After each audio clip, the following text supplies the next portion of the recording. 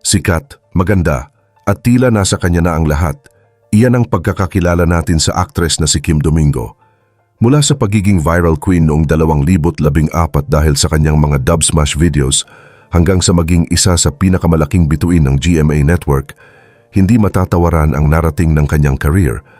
Noong 2024 ay muli siyang naging sentro ng usapan dahil sa kanyang paglipat sa ABS-CBN para maging bahagi ng sikat na seryeng Batang Quiapo. Pero sa gitna ng tagumpay na ito, isang malaking pasabog ang biglang gumulo sa tahimik niyang buhay sa showbiz. Isang kilalang influencer na si Sian Gaza ang naglabas ng mga mabibigat na alegasyon tungkol sa isang sikat na aktres na di umano ay may sikretong relasyon sa isang makapangyarihang politiko. Ang isyong ito ay mabilis na kumalat dahil sa mga blind item na tila direktang tumutukoy sa pagkatao ni Kim. Ngayon, hihimayin natin ang kwento sa likod ng kontrobersyang ito para malaman kung ito nga ba ay isang totoong revelasyon o bahagi lang ng maduming laro ng politika lalo na't papalapit na ang eleksyon.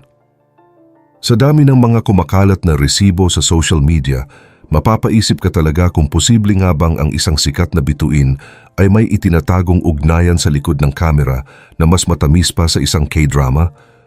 Pero bago po ang lahat, baka pwedeng palike ang video na ito. Dahil napakalaking bagay na ito sa aming content creators. Maraming salamat po.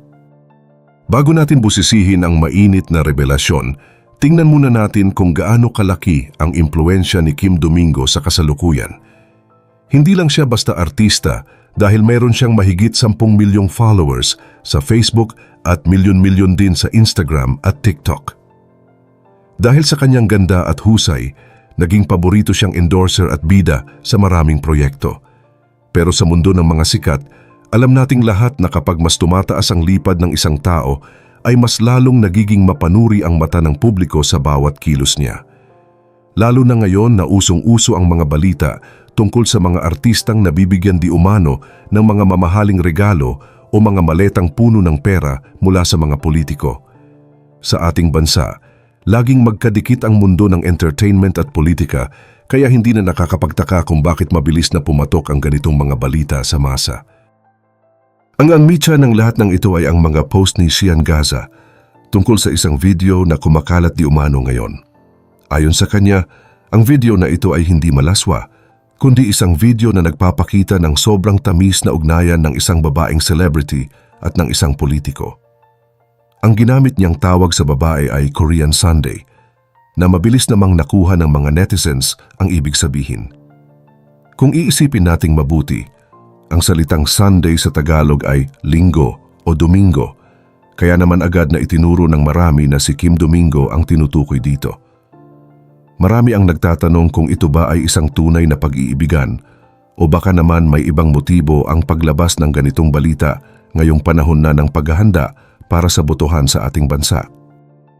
Sa pagpapatuloy ng ating pagsisiyasat ay lalo pang bumigat ang mga alegasyong ibinabato laban sa aktres na si Kim Domingo.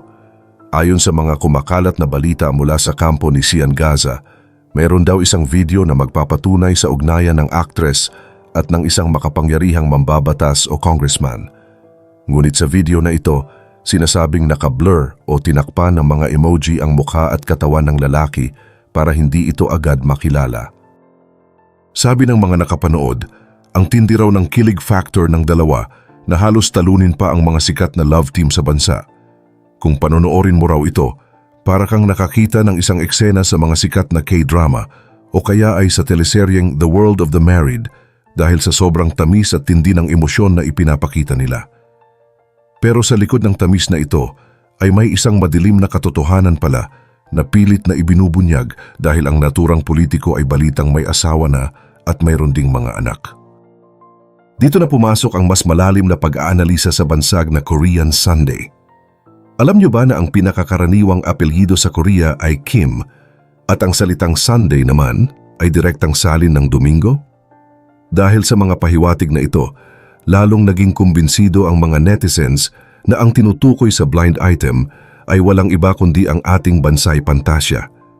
Ngunit hindi lang simpleng relasyon ang issue rito dahil may mga kasama rin itong akusasyon tungkol sa yaman. Sinasabing sa loob ng 11 taon, Nagawa raw ng actress na magkamit ng malaking yaman at ang paborito raw nitong hilingin na regalo ay walang iba kundi mga house and lot.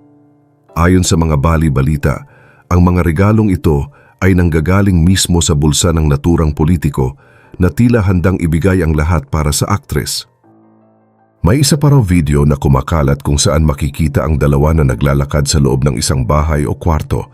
Sa isang bahagi ng video, makikita raw ang kanilang kamay na magkahawak ng mahigpit o holding hands na tila ba ayaw maghiwalay.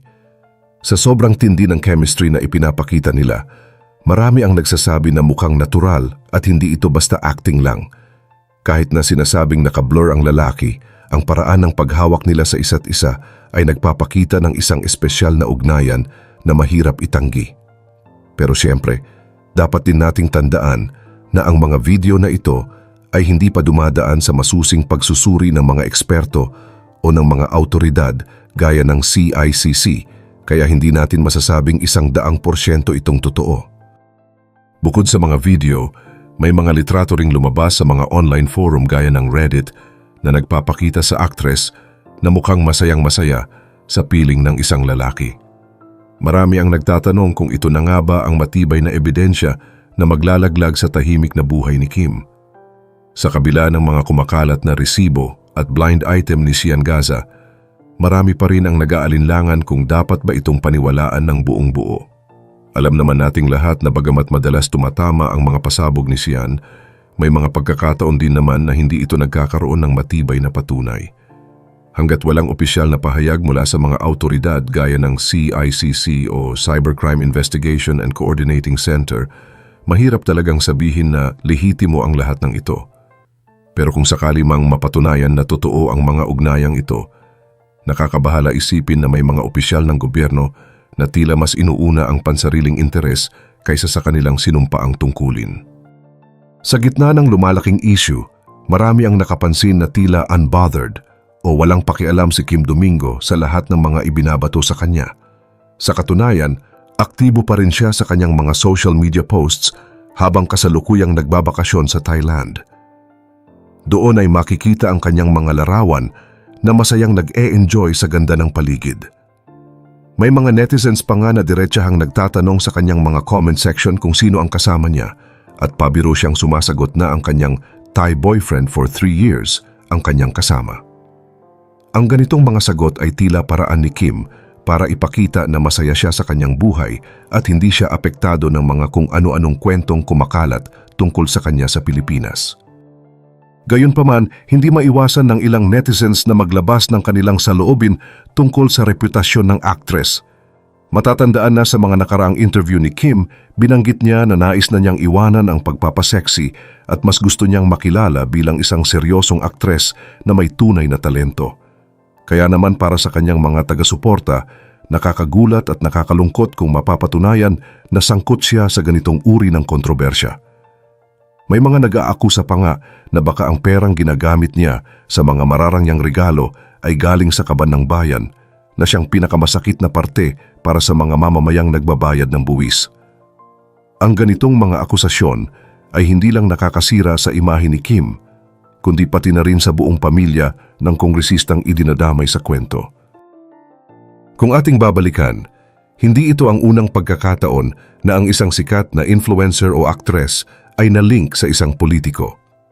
Noong nakaraang taon, dumaan din sa ganitong ingay si Ivana Alawi nang maiugnay siya sa isang kongresista, pero kalaunan ay nawala rin ang issue dahil sa kawalan ng matibay na ebidensya. Sa huli, wala namang masama kung ang dalawang tao ay magmahalan kahit may malaking age gap, basta't pareho silang single at walang ibang pamilyang masasaktan.